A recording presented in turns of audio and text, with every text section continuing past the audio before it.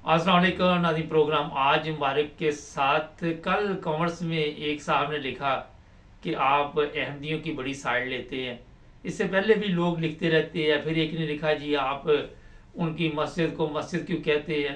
जो चैनल हमारा 9 टीवी है ये सच और हक की आवाज़ के लिए हमने बनाया हुआ है। मैं सारा दिन पाकिस्तान की आवाम के लिए भी उनके हक के लिए बोलता रहता हूँ और जहाँ पे भी हम कोई चीज़ गलत देखते हैं वहाँ पे आवाज़ उठाते हैं। अरफान अहमद खान साहब हमारे साथ है जर्मनी से, उनसे भी आज पूछेंगे। अस्सलाम वालेकुम खान साहब। वालेकुम। खान साहब ये बताइए कि मजहबी नफरत दिन ब दिन इजाफा, सुप्रीम कोर्ट का भी एक फैसला आया उसमें जो मेरी नज़र से गुजरा कि बेगुनाह एक बंदे को जेल में रखा गया। आप क्या समझते हैं कि इसमें कमी क्यों नहीं हो रही?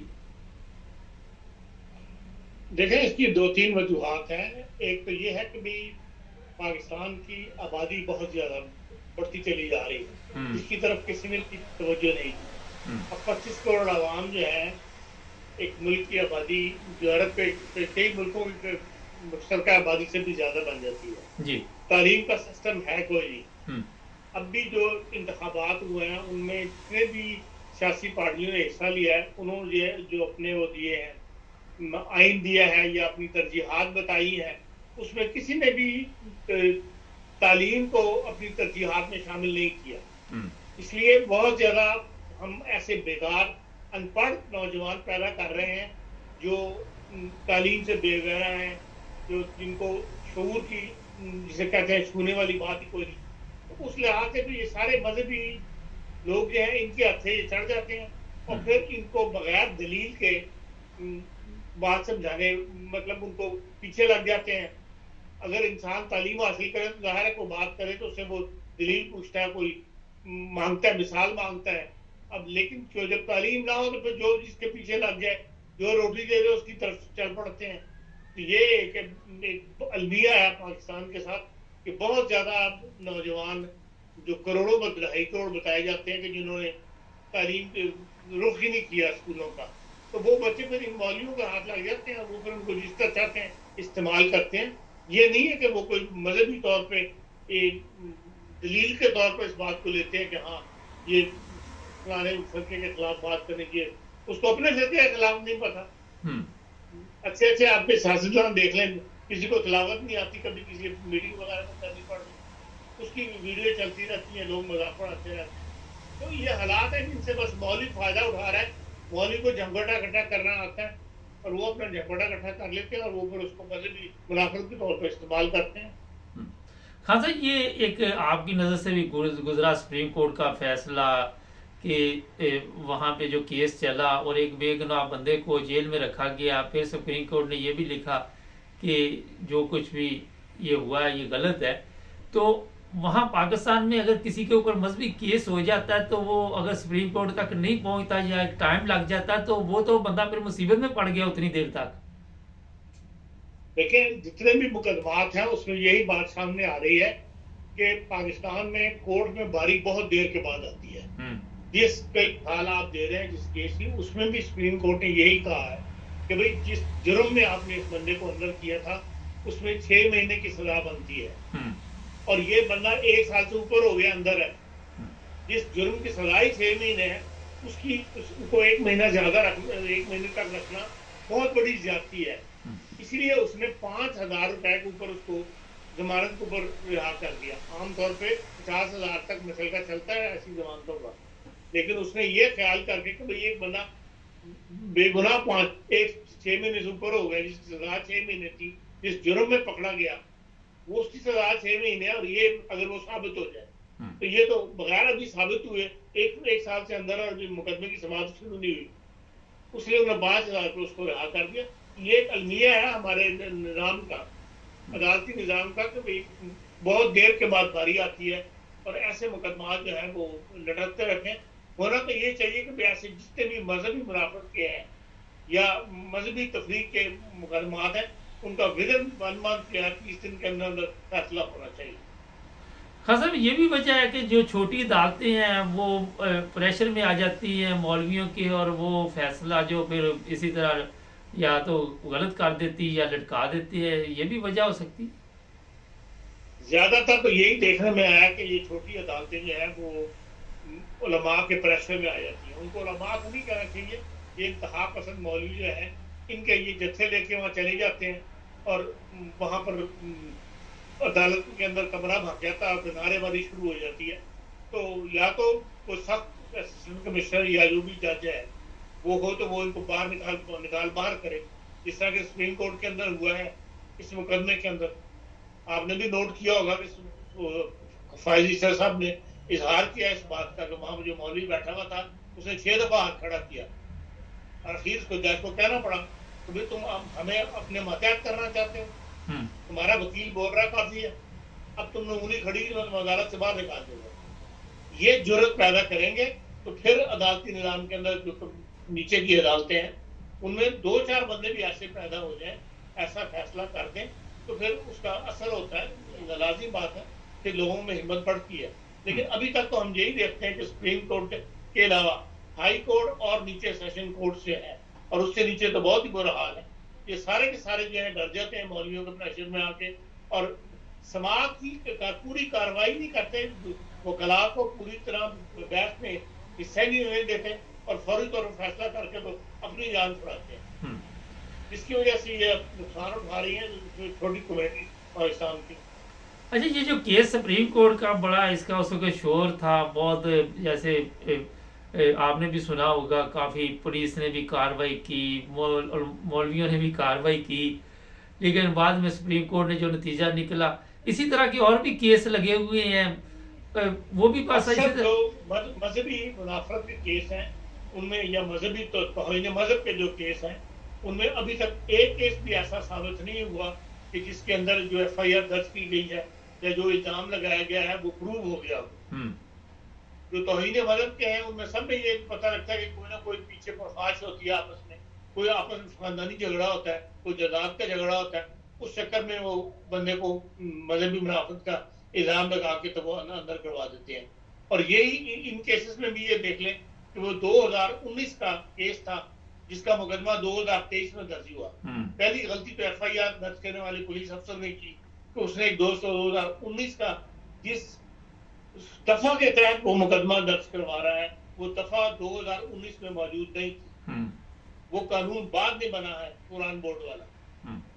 इसी बात के ऊपर तो जज ने लताड़ा है इनको। तो भाई एक ऐसे मुकदमे में आपने बंदे को गिरफ्तार कर लिया, FIR दर्ज कर ली जिसका वजूद ही नहीं था 2019 में। खान साहब, ये आखिर में बताइए कि इसकी ये भी वजह है कि जो झूठे मुकदमा दर्ज कराते हैं उनके खिलाफ कोई कार्रवाई नहीं होती।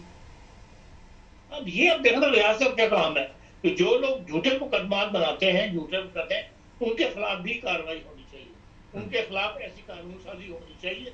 अगर ये साबित हो जाए अदालत में कि हाँ इस बंदे ने गलत मुकदमा दर्ज किया था तो फौरी तौर पर उस बंदे को गिरफ्तार किया जाए और उसको उसकी सजा दी जाए उस कानून के तहत।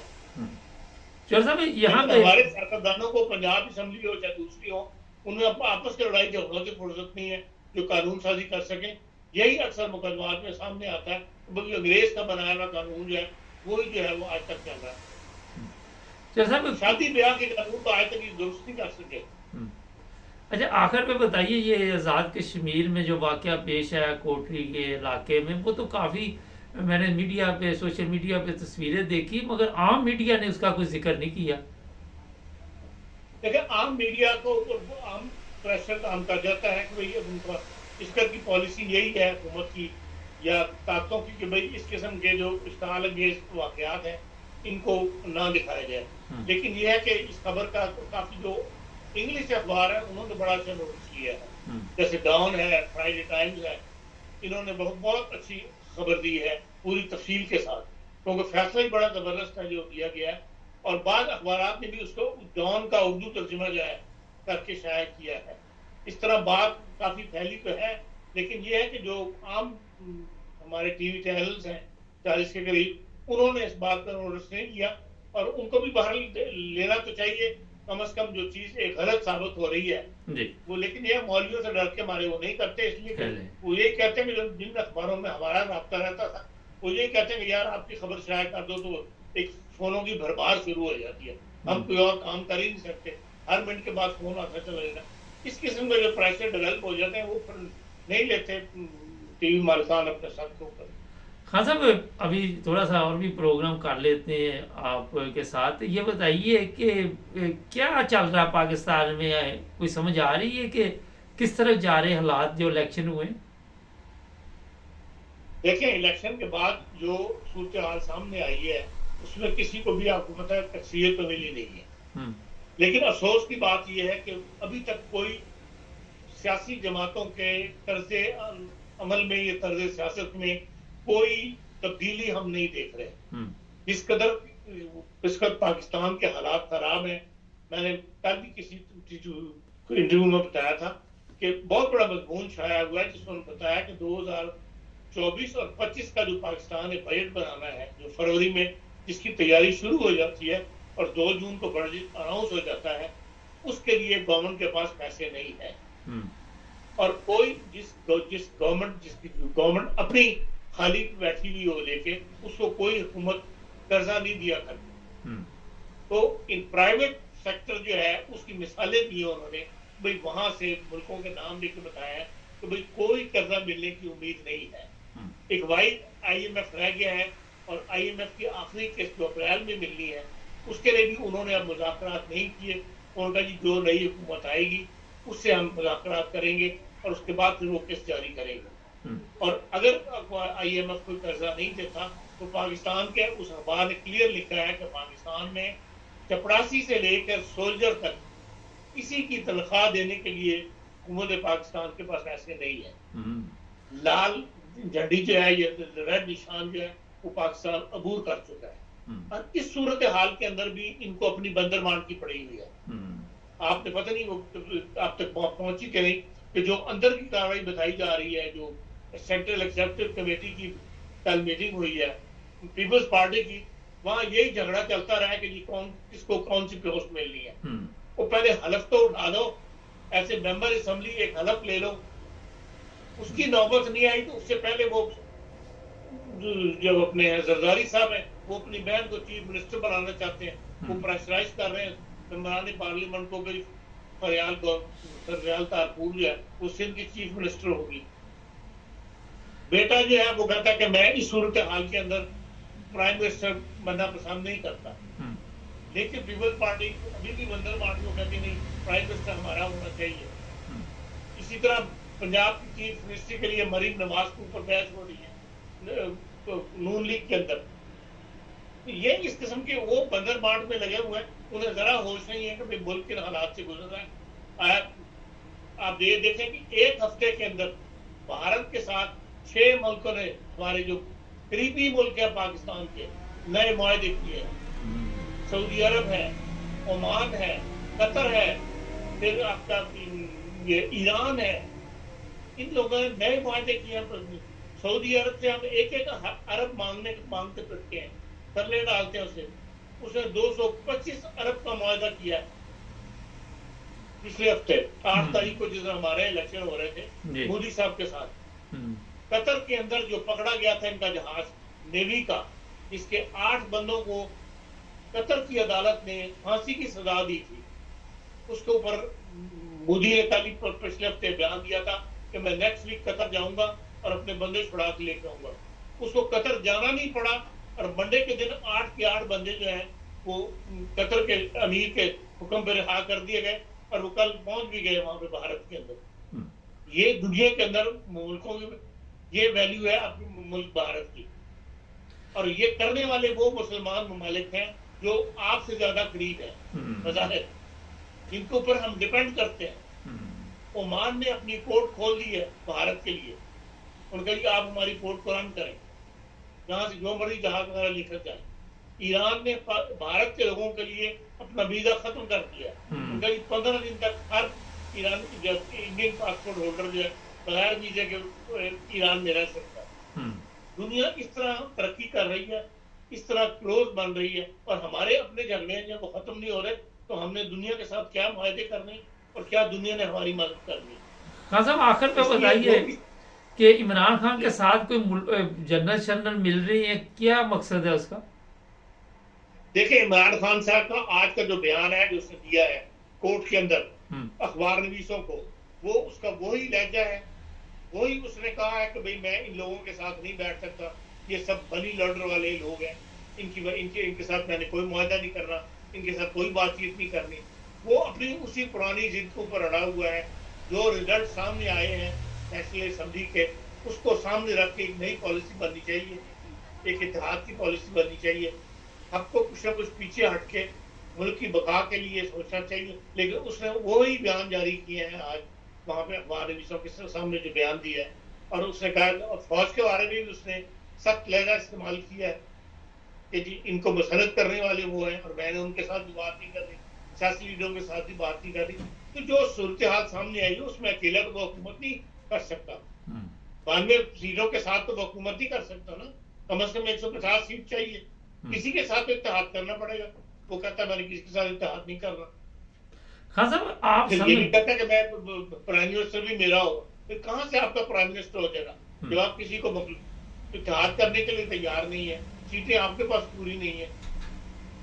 खान साहब एक सवाल है आखिर पे, मुख्तसर जवाब दीजिएगा कि जो सवालिया निशान इस वक्त इंतखाबात पे उठ रहे हैं, आप क्या समझते हैं कि इससे जो भी गवर्नमेंट बनेगी वो कोई अच्छे तरीके के साथ मुल्क को चला सकेगी? देखें, जब खजाना खाली हो तो फिर मुल्क को चलाना बहुत बड़ा मसला होता है।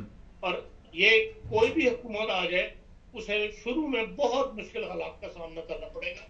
इसलिए एक 19-20 वाली हुकूमत नहीं बननी चाहिए। एक एब्सोल्यूट मेजॉरिटी पर लेने वाली हुकूमत बन जाती तो ज्यादा बेहतर था, उसको फैसले करने में आसानी होती। फिर ऐसी हुकूमत जिसके ऊपर हर वक्त फौज का डंडा भी सवार हो, उसको फैसले करने और ज्यादा मुश्किल होते हैं।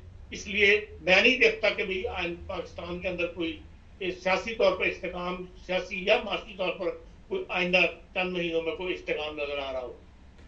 हाँ साहब, ये अगर जिस तरह आपने तवज्जो दिलाई कि खजाना खाली है तो अवाम पे इसका तो बड़ा बुरा असर पड़ेगा, तो अवाम फिर इसी तरह चलेगी आगे? देखिए, बुरा असर क्या पड़ेगा, मुसलसल पड़ रहा है। पिछले एक दो महीने के अंदर 3 दफा प्राइसेस बढ़ चुकी है, बिजली की भी, गैस की भी और दूसरी चीजों की भी। और महंगाई जो है वो भी मुसलसल बढ़ रही है और ये मजीद बढ़ेगी। अवाम के तो हर चीज हाथ से निकलती चली जा रही है। जी, बहुत शुक्रिया खान साहब, आपका आपने टाइम दिया। नाज़रीन, अभी बड़ी जबरदस्त खान साहब ने बात की कि ये अपनी अपनी सीटों की इनको पड़ी हुई है, इनको ये नहीं पता खजाना खाली है। पता नहीं कब इनकी सोच चेंज होगी, कब इनको ये समझ आएगी। हर कोई कहता मेरी बहन जो वो चीफ मिनिस्टर बन जाए, मेरा बेटा वज़ीर आज़म बन जाए, मेरी बेटी वज़ीर आला बन जाए, मैं वज़ीर सदर बन जाऊँ।